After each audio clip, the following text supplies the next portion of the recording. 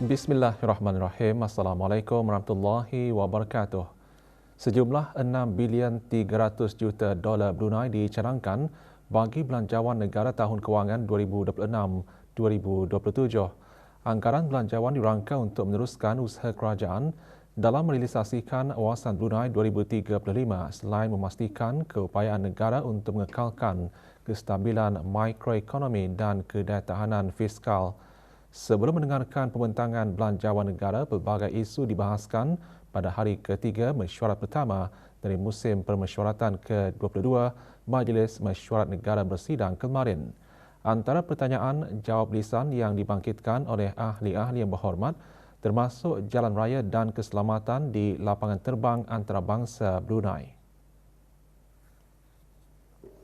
Mengenai jalan raya, Yang Berhormat Datuk Seri Setia Awang Haji Muhammad Juanda bin Haji Abdul Rashid, Menteri Pembangunan menjelaskan perancangan dan penambahbaikan jalan dilaksanakan berdasarkan kajian aliran lalu lintas serta keadaan kawasan yang padat terutama pada waktu puncak hari bekerja dan persekolahan. Beberapa strategi juga telah dilaksanakan. Seperti yang telah dibuat Jabatan Perdana Menteri melalui Jabatan Perkhidmatan Pengurusan juga akan dalam musim perkasa dasar negara Yang Berhormat P.H. Datuk Laila Raja, Major Jeneral Bersara dan Terpeduka Seri Awang Haji Halbi bin Haji Muhammad Yusof, Menteri di Jabatan Perdana Menteri dan Menteri Pertahanan kedua menyatakan Jabatan Perdana Menteri memperkukuh garis panduan Jabatan Awam melalui pendekatan dasar yang lebih sistematik dan berkesan. dilaksanakan oleh Jabatan Penerangan bersama penduduk-penduduk kampung. Berhubung ciri-ciri keselamatan fizikal dan digital di lapangan terbang antarabangsa Brunei, Yang Berhormat Pengiran Datuk Seri Setia Syamhari bin Pengiran Datuk Paduka Haji Mustafa, Menteri Pengangkutan dan Info Komunikasi mengongsikan operasi penerbangan berpandukan Standards and Recommended Practices bagi memastikan tahap keselamatan penerbangan, pengurusan keselamatan serta kesiapsiagaan dalam menghadapi sebarang ancaman. Kerjasama erat dilaksanakan bersama Cyber Security Brunei dalam pengurusan ancaman cyber. Belia celik kewangan dan peranan sekolah sukan dalam pembangunan atlet juga disentuh dalam pertanyaan jawab lisan. Mengenai pendedahan belia terhadap celik kewangan, Yang Berhormat Datuk Seri Setia Awang Haji Nazmi Muhammad, Menteri Kebudayaan dan Sukan menekankan program pengurusan kewangan dijadikan salah satu dalam program khidmat bakti negara sebagai nilai tambah kepada latihan jati diri bagi memastikan para belia mempunyai ketahanan mental dan kewangan yang seimbang. Tambah kepada latihan jati diri bagi memastikan para belia. Mengenai pengukuhan peranan sekolah sukan, Yang Berhormat Datin Seri Setia Dr. Daeng Haji Romaizah binti Haji Muhammad Saleh, Menteri Pendidikan memberi pendekatan holistik terhadap pembangunan pelajar melalui kurikulum sukan sebagai komponen penting dalam kesihatan. Inisiatif seperti sekolah sukan disediakan bagi mengimbangi kecemerlangan akademik dan sukan serta memberi pendedahan kepada pertandingan kebangsaan dan antarabangsa. Ekosistem pembangunan sukan serta peluang dalam bidang berkaitan. Alhamdulillah.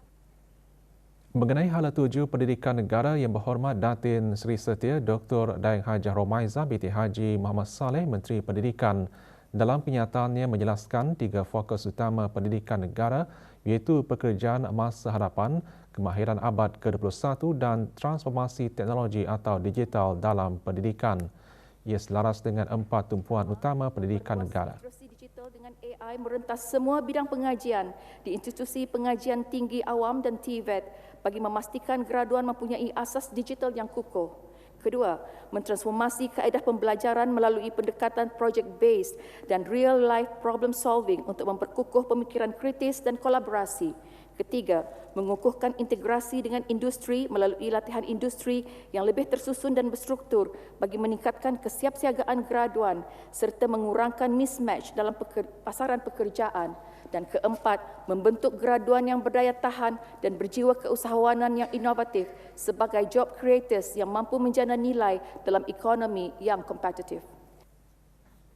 Dalam era yang dipacu oleh kemajuan teknologi serta perubahan ekonomi global yang pesat, penerapan kemahiran abad ke-21 menjadi keutamaan dalam sistem pendidikan abad ke-21. Kemahiran ini bukan bukan lagi sekadar nilai tambah, malah menjadi tunjang utama bagi memastikan modal insan kekal relevan dan berdaya saing dalam pasaran kerja masa hadapan. Pendedahan awal kurikulum berteraskan STEAM bermula dari sekolah rendah melalui mata pelajaran sains, matematik dan ICT bagi memupuk minat terhadap teknologi dan inovasi berasaskan pendekatan inquiry based atau real world learning yang berpusatkan pelajar.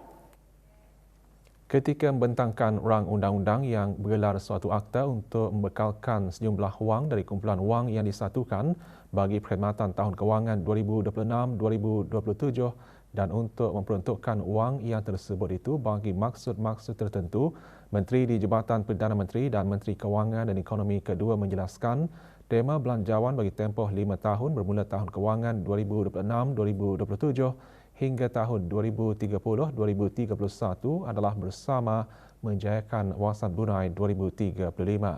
Yang berhormat Datuk Seri Setia Dr. Awang Haji Muhammad Amiliu bin Abdullah juga memastikan perjalanan ke arah mencapai matlamat Wawasan Brunei 2035 termasuk dalam aspek kesihatan.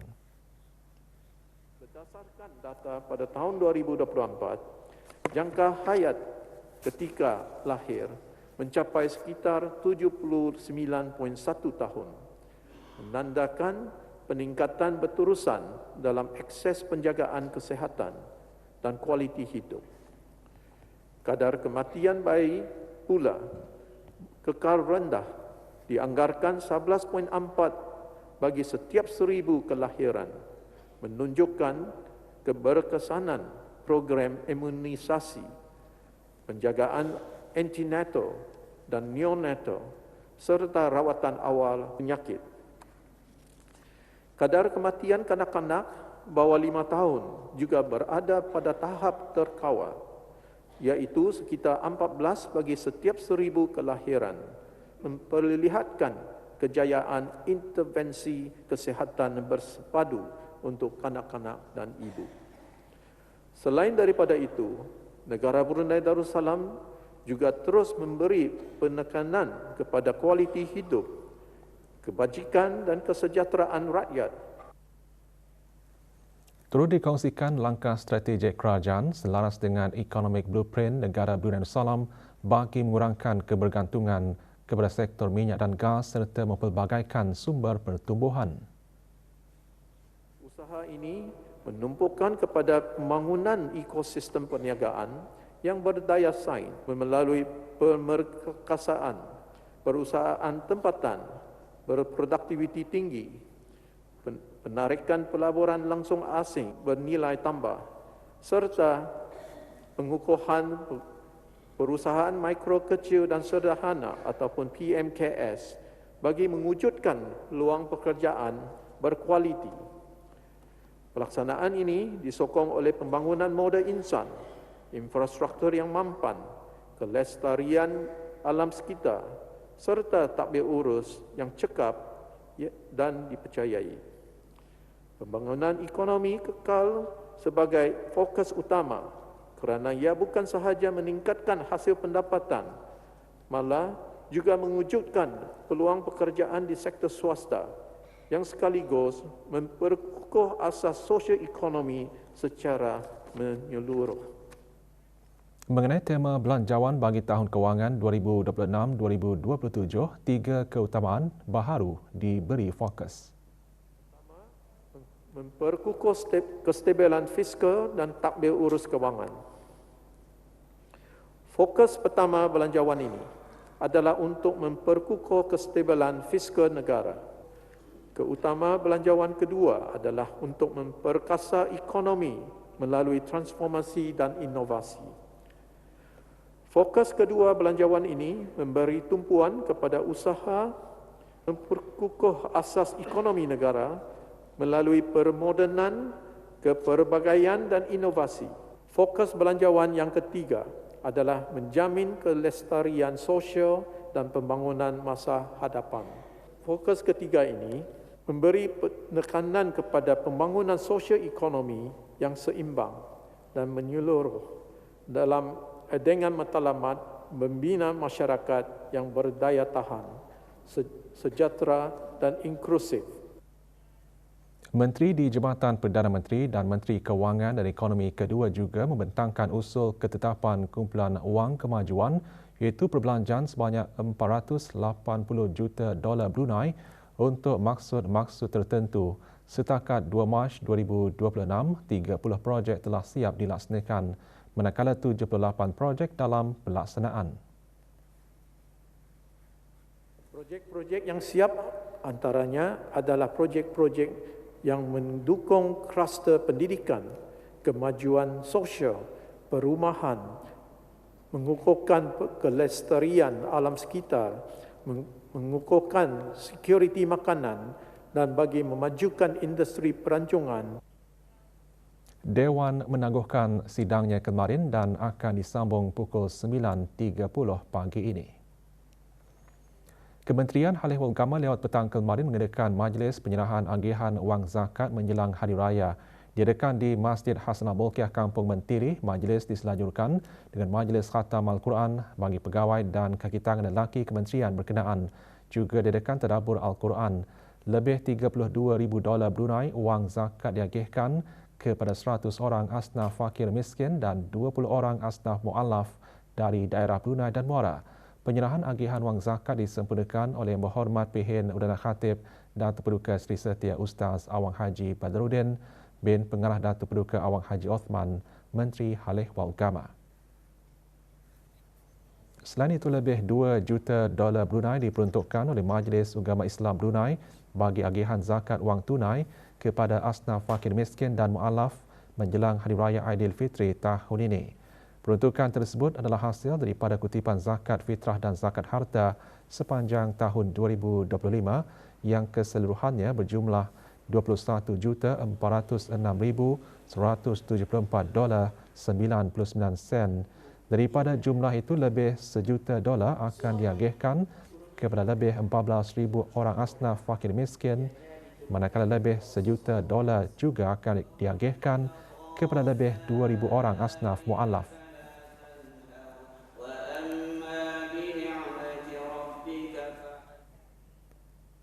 Kementerian Kesihatan dan jabatan-jabatan di bawahnya mengadakan majlis membaca surah Yasin dan tahlil bagi almarhum Sultan Haji Omar Ali Saifuddin Sa'dul Khairuddin, almarhumah Duli Raja Isteri Pengiran Anak Damit dan almarhum Duli Yang Teramat Mulia Paduka Seri Pengiran Muda Haji Abdul Azim.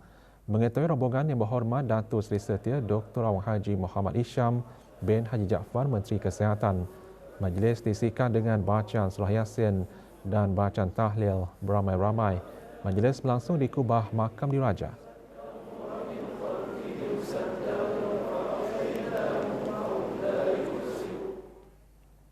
Masjid Lambak melalui Jawatan Kuasa Takbir Masjid Lambak Berakas mengadakan majlis khatam Al-Quran dan penyerahan derma anak yatim. Majlis berlangsung lewat petang kemarin di Masjid Lambak. Penyampaian derma disempurnakan oleh Yang Berhormat PH Orang Kaya Johan Pahlawan Datuk Seri Setia Awang Haji Adnan bin Began PH Siraja Khatib Datuk Seri Setia Haji Muhammad Yusof, Ahli Majlis Mesyuarat Negara. Seramai 21 orang anak yatim dari kampung Lambak A dan B menerima sumbangan pada majlis yang diungkayahkan oleh Ahli Jawatan Kuasa Takmir Masjid Lambak.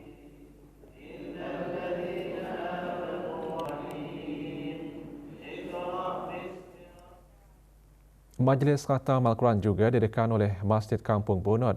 Acara berlangsung malam tadi selepas menunaikan sembahyang sunat tarawih dan witir berjemaah.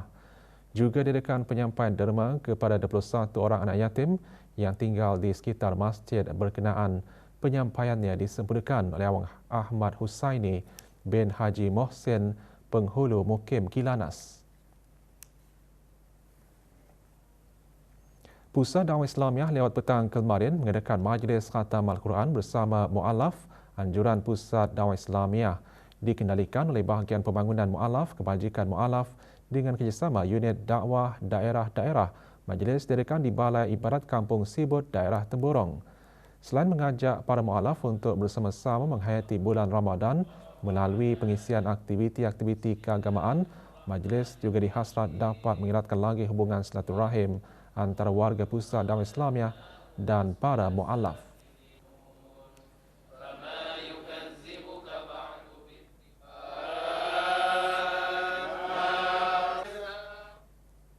Pejabat Cawangan Dakwah Daerah Tutong, Pusat Dakwah Islamiah lewat petang kemarin menganjurkan program Iftar Mahabbah sempena bulan Ramadan. Program berlangsung di Masjid Hasanul Bolkiah, Pekan Tutong. Hadir Awang Haji Ahmad Abdul Salam bin Haji Abdul Rahman, pemangku pengarah Pusat Dakwah Islamiah. Program disertai oleh 50 orang terdiri daripada ahli Persatuan Masyarakat Tionghoa dan masyarakat bukan Islam di sekitar daerah Tutong. Pengisian program termasuk aktiviti interaktif antaranya demonstrasi, majlis pengislaman, praktikal wudu, praktikal sembahyang dan khat.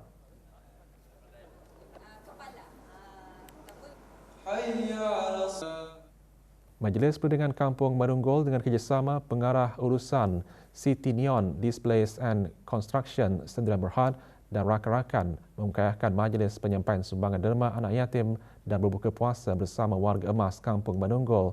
Majlis berlangsung lewat petang kemarin di sebuah hotel di Ibu Negara. Sumbangan disampaikan oleh Dr. Awang Nur Farizal bin Osman, Ketua Pengarah Perkhidmatan Awam Jabatan Perkhidmatan Awam Jabatan Perdana Menteri. Pada majlis ini seramai 15 orang anak yatim dan 57 warga emas menerima sumbangan.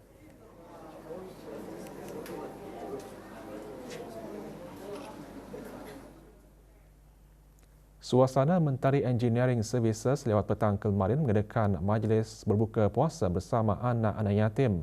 Majlis berlangsung di sebuah hotel di Kuala Blight. Pada majlis ini seramai 30 anak yatim diraikan. Juga diadakan penyampaian derma kepada 15 orang dari golongan yang terpilih disampaikan oleh Awang Haji Amirul Hafizin bin Haji Muhammad, pemangku pegawai daerah Blight.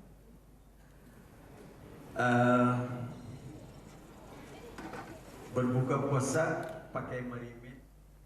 Umat Islam diseru untuk terus menghidupkan malam-malam terakhir Ramadan dengan amalan seperti solat sunat, membaca Al-Quran, beristighfar dan berdoa kepada Allah Subhanahu Wa Taala. Usaha ini bukan sahaja bertujuan untuk mencari Lailatul Qadar, tetapi juga untuk memperkukuh hubungan spiritual dengan Pencipta. Di samping itu, umat Islam juga diharap dapat memanfaatkan sepenuhnya baki Ramadan dengan meningkatkan ibadah, memperbanyakkan doa serta memohon keampunan daripada Allah Subhanahu Wa Taala. Demikian antara pengajaran ayat daripada tadabbur Al-Quran Surah Ar-Rahman yang disampaikan oleh Dayang Siti Juhaidah binti Haji Bojang, Pegawai Agama Pusat Dakwah Islamiah dari Musalla Al-Amin Pusat Dakwah Islamiah bagi menyerikan munajat Ramadan anjuran Kementerian Halihul Agama khas untuk wanita ke-33. Munajat Ramadan khas untuk wanita disertai oleh para muslimah dari Masjid Muhammad Jamalul Alam Kuala Blight, Masjid Kampung Sungai Traban dan Masjid Kampung Sungai Liang Blight serta warga kerja wanita Kementerian Halihul Agama dan individu yang turut serta secara maya. Juga menyertai Datin Hajah Nahriah binti Haji Awang Asbi, isteri yang berhormat Menteri Halihul Agama, dan Datin Nur Azimah binti Haji Ramli, isteri Timbalan Menteri Halihul Agama.